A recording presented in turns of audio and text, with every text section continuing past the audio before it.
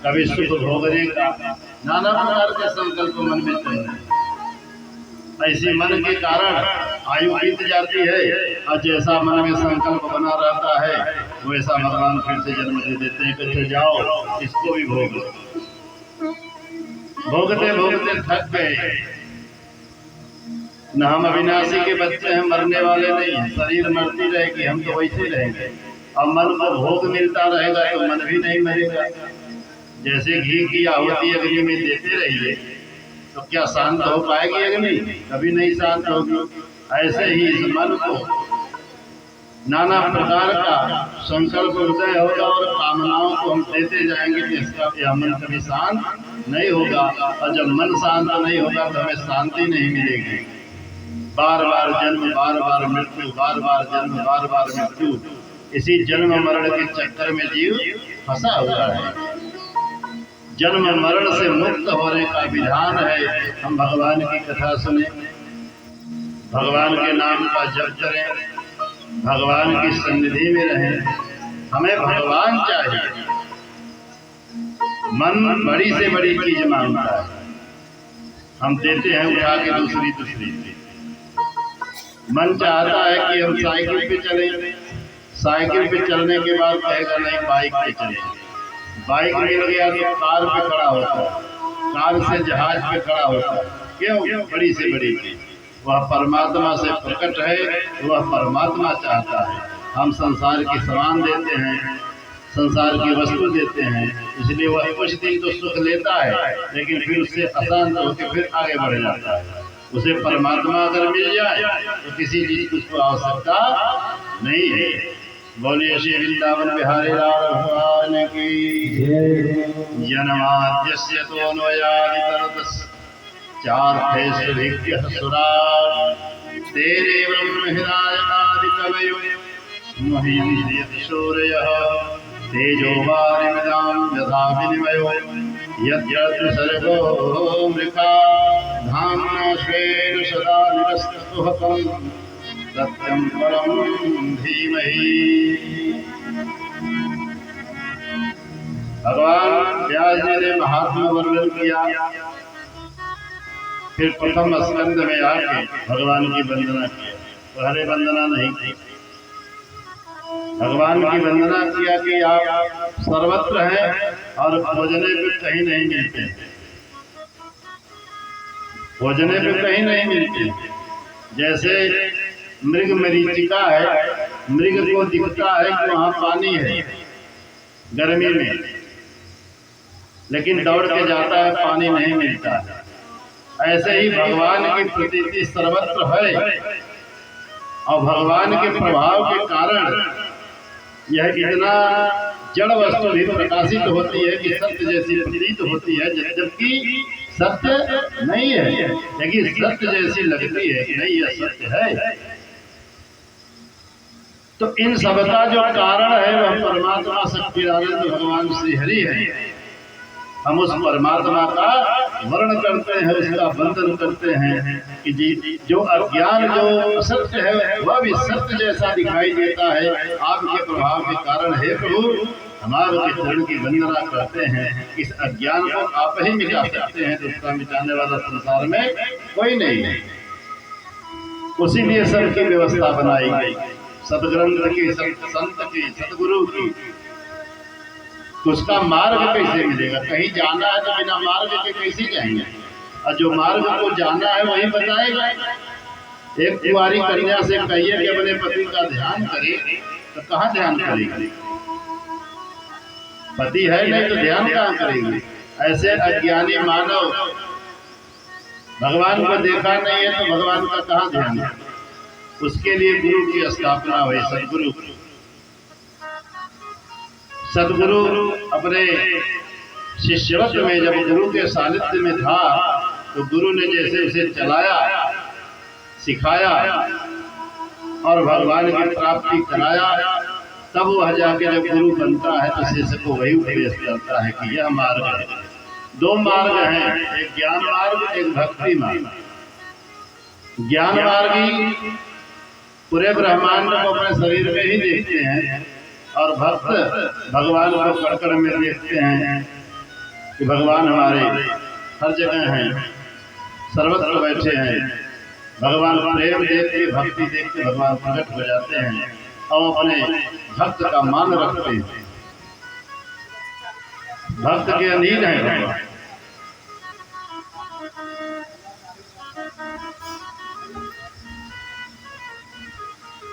सुखदेव भगवान से परीक्षित जी ने पूछा कि हे प्रभु, आप तो निराकार ब्रह्म में ही लीन थे,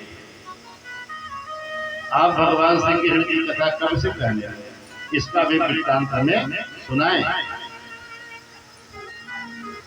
12 वर्ष गर्भ में रहने के बाद जब भगवान बाहर आए तो सीधा जंगल में चले गए और अपना आसन जमा के बैठ के ध्यान में लीन हो। पीछे पीछे व्यास जी दौड़े जा रहे हैं, बेटा रुक जाओ, अभी तुम्हारा नाम नहीं पड़ा है, अभी तुम्हारा कोई संस्कार नहीं हुआ है। लेकिन नहीं, बाहर की वृत्ति का भान ही नहीं, न कोई माता न कोई पिता, हमारे तो पिता और माता सर्वस्व परमात्मा। कुछ स्त्रियां स्नान कर रही थी, सुखदेव मुनि को देखकर उन्होंने वस्त्र नहीं बदला, न वस्त्र को ध्यान दिया, लेकिन जब व्यास जी आगे बढ़े तो तुरंत जो है अपने वस्त्र को पहन लिया और कहा कि व्यास जी ने कहा कि बताओ, किशोरावस्था का मेरा पुत्र गया तक तुम्हें शर्म नहीं लगी, मैं तो वृद्ध हो गया हूँ, तुम्हारे बाप दादा की उम्र का हूँ, तो हमारे सामने तुम्हें शर्म क्यों आई? उन स्त्रियों ने जवाब दिया, आपका जो पुत्र है वह सर्वात्मा है, सबका प्राण है, उसमें स्त्री और पुरुष का कोई भेद नहीं है, लेकिन आप में स्त्री पुरुष का भेद है, यह स्त्री है वह पुरुष है, इसलिए हमने वस्त्र पहन लिए। इनको बड़ी ग्लानि हुई कि अभी हमारी स्थिति ऐसी है और हमारे पुत्र की स्थिति ऐसी है, तो ऐसे परम कौन ऐसा पिता होगा जो हर्षित नहीं होगा अपने पुत्र की स्थिति देख।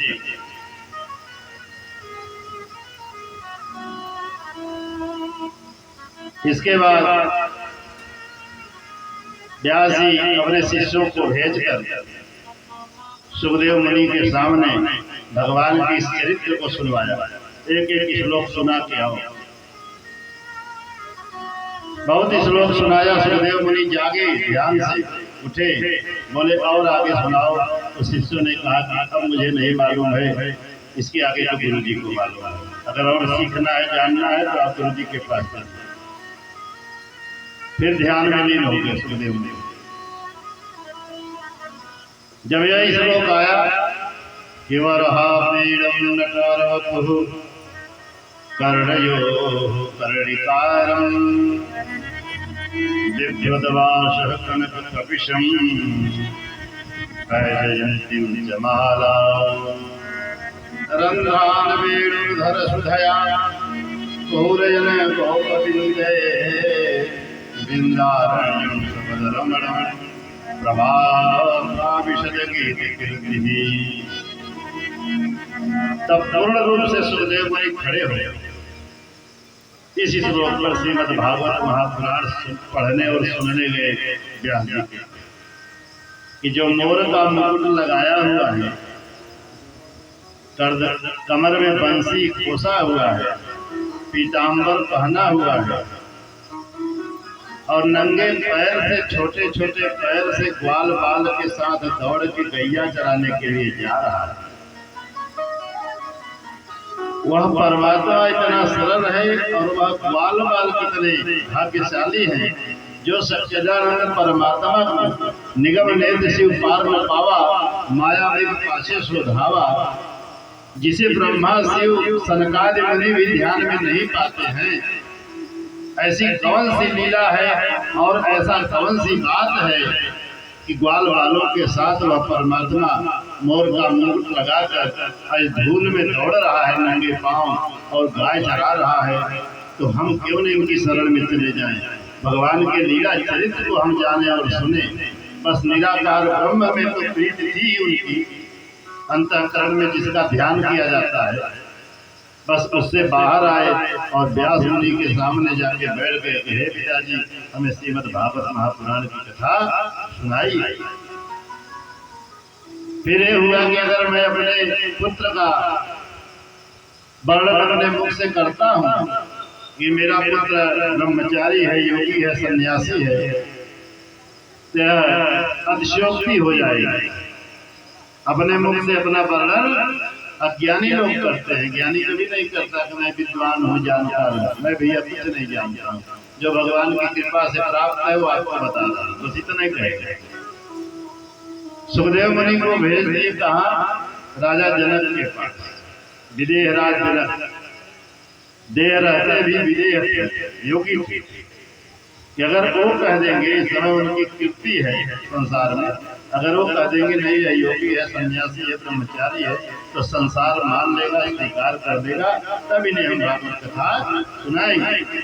उनके पास भेजे। एक हफ्ता तक गेट पर ही रोक दिया जनक जी ने। गेटमैन से कह दिया द्वारपाल से कि इनको वहीं रोको, और ऐसे ही जेठ की दोपहरिया अब बराबर सूचना ले रहे हैं अपने दूतों से कि 2 घंटे बाद देखते आओ कैसा पोजीशन।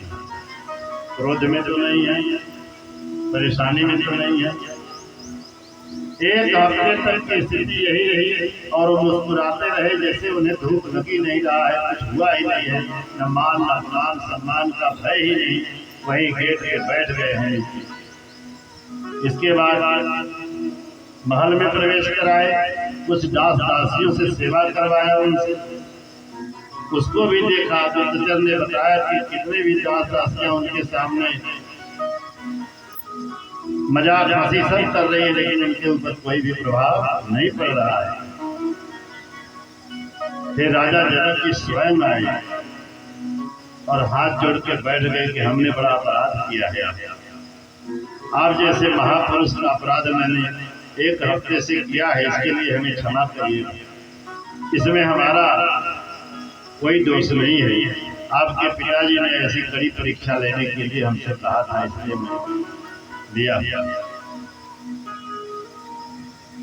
फिर मुस्कुराते हुए भगवान श्री हरि का गुणगान करते हुए वहां से निकले और ये जो है व्यास मुनि को जाके बता दिए कि आपका पुत्र योग्य है, सन्यासी है, महापुरुष है, स्वयं परमात्मा स्वरूप है। परमात्मा में और इनके में कोई भेद नहीं है।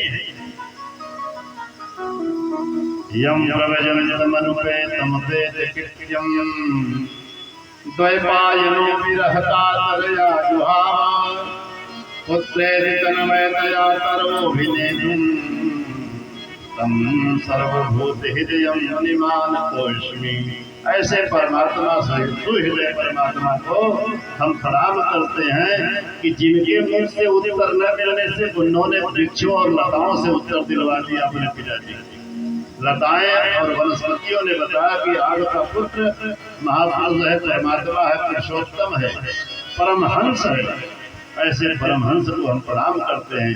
प्रेम से बोलिए श्री सुखदेव भगवान की। फिर सुखदेव भगवान से परीक्षित जी ने पूछा कि कौन कौन से अवतार हुए भगवान के, तो सुखदेव मुनि उन्हें अवतार के विषय में बताया। 24 अवतार का वर्णन आया है।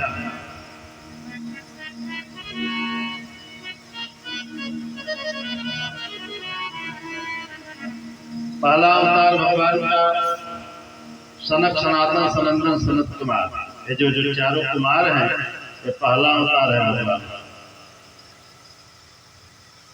इसके बाद फिर अवतार हुआ